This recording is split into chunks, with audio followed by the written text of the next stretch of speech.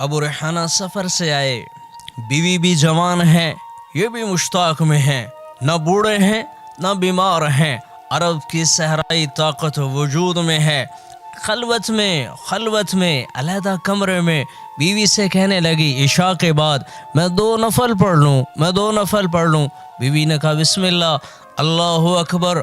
ابو ریحانہ نے اللہ اکبر پڑھ کے قرآن شروع کیا، بیوی پاس بیٹھی ہے، ابھی رکوع ہو۔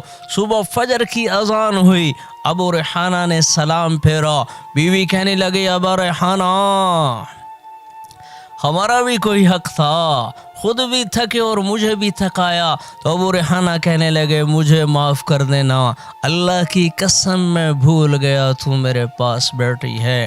وہ کہنے لگی کیا کہہ رہے ہو؟ میں یہ تمہارے ساتھ خلوت میں، ہمارے علاوہ یہاں پہ کوئی انسان نہیں ہے اور تم کہہ رہے ہو میں بھول گیا۔ ابو ریحانہ کہنے لگے جب میں نے اللہ اکبر پڑھ کے قرآن کی تلاوت شروع کی تو جنت اور دوزخ میرے سامنے یوں آئے کہ مجھے یاد ہی نہیں رہا کہ تو میرے پاس بیٹھی ہے۔ او میرے بھائیو، ایسی نماز لاؤ، لذکری والی نماز کہ جب اللہ کے ساتھ تعلق ہو تو پھر اللہ ہی اللہ ہو۔ ترلا مان جا یا اللہ مان جا، اے تیرے محبوب کی امت یا اللہ پس چکی ہے چکی میں۔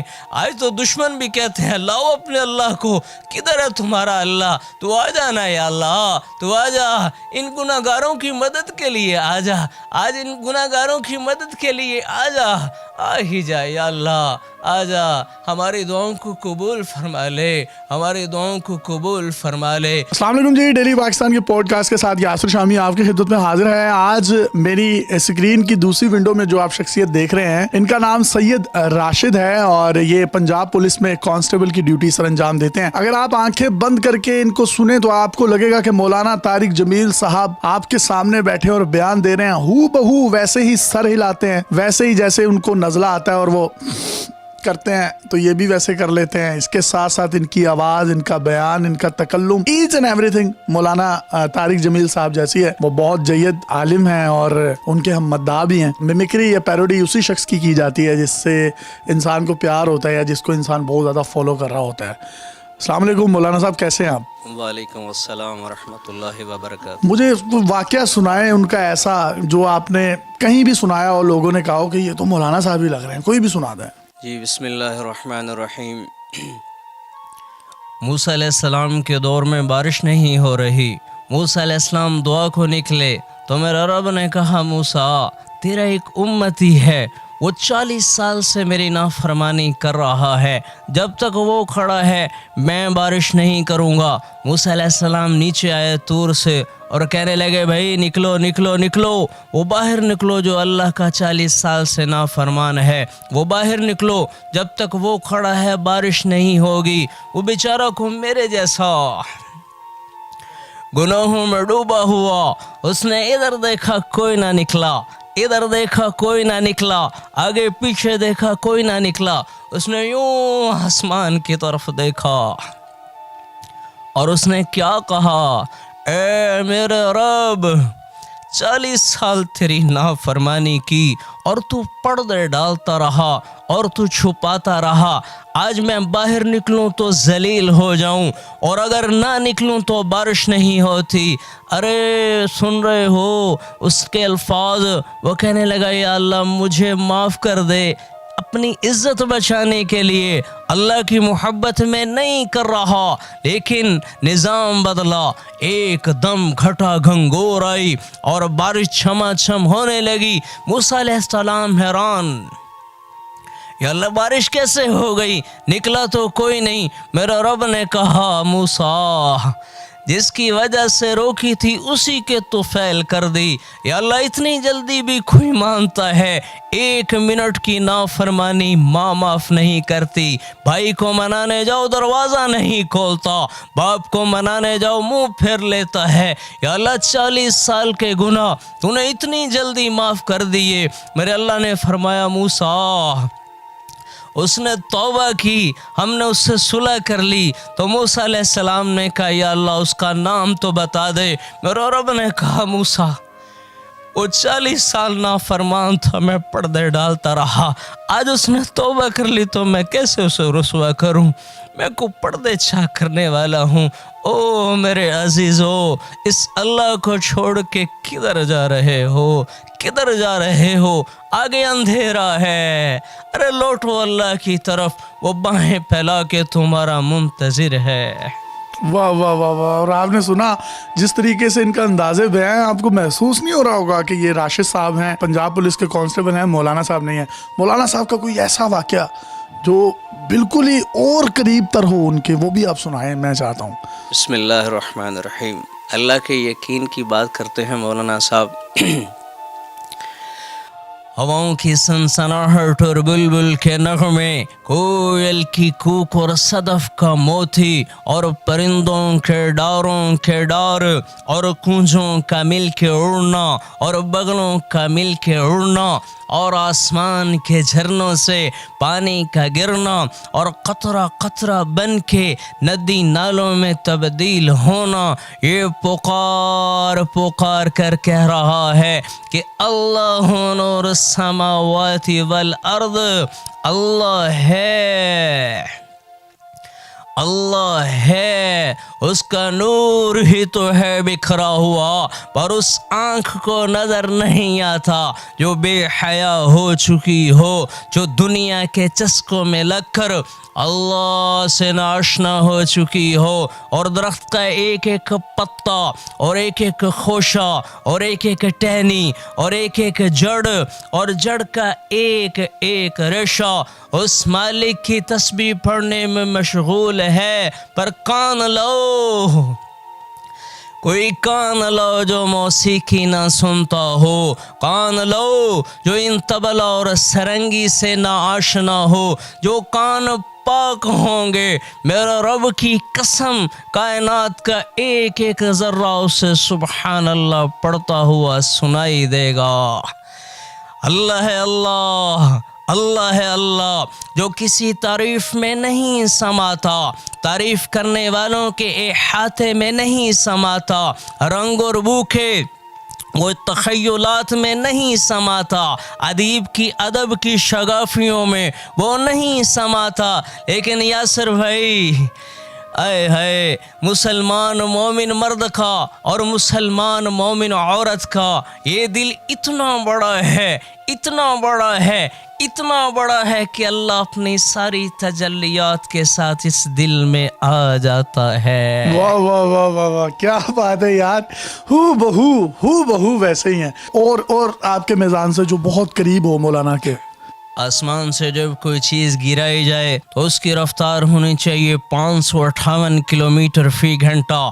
گولی کی رفتار ہوتی ہے 1700 کلومیٹر فی گھنٹہ. اگر آسمان سے بارش کا پانی 558 کلومیٹر فی گھنٹہ کی رفتار سے زمین پہ گرتا تو کیا ہوتا؟ گولیوں کی بوچھاڑ ہوتی, گولیوں کی برسات ہوتی, گنجے تو چند قطروں میں مرے پڑے ہوتے, بال والوں کے بال اڑ جاتے, کائنات زیر و زبر ہوتی, سڑکوں پہ بڑے بڑے ہول ہوتے. کون بیٹھا ہوا ہے, کون بیٹھا ہوا ہے جو کہتا ہے اس کو روکو روکو روکو, ایسے جیسے سپیڈ بریکر بنائے ہوئے ہیں. بارش کا پانی ٹکراتے ٹکراتے جب زمین پہ گرتا ہے, دھرتی پہ گرتا ہے, صحرا میں گرتا ہے, چھت پہ گرتا ہے, تو وہ 550 کلومیٹر کی رفتار کو ہوا میں گم کر چکا ہوتا ہے, اور صرف 7-8 کلومیٹر فی گھنٹہ کی رفتار سے پانی زمین پہ گرتا ہے. فَأَخْرَجْنَاهَا مِنَ السَّمَاءِ مَاءً, تیرے رب نے پانی کو انوکھے انداز میں برسایا ہے. کوئی ایسے برسا کے دکھا دے. وَشَقَقْنَا الْأَرْضَ شَقًّا, پھر زمین کو پھاڑے. فَانبَتْنَا فِيهَا حَبًّا وَعِنَبًا وَكَذْبًا وَزَيْتُونًا وَنَخْلًا وَحَدَائِقَ غُلْبًا وَفَاكِهَةً وَأَبًّا, اور اس میں سے پھل پھول اور غلوں کو نکالے. الہ مع اللہ, کوئی ہے تیرے رب کے سوا جو یہ سب کچھ کر کے دکھا دے؟ वाह वाह वाह वाह वाह, क्या बात है। वो एक दुआ करते हैं और बड़ी रिकत आमेज होती है, रोंगटे खड़े हो जाते हैं। वो आपने कभी ट्राई की है? जी अल्हम्दुलिल्लाह। चले।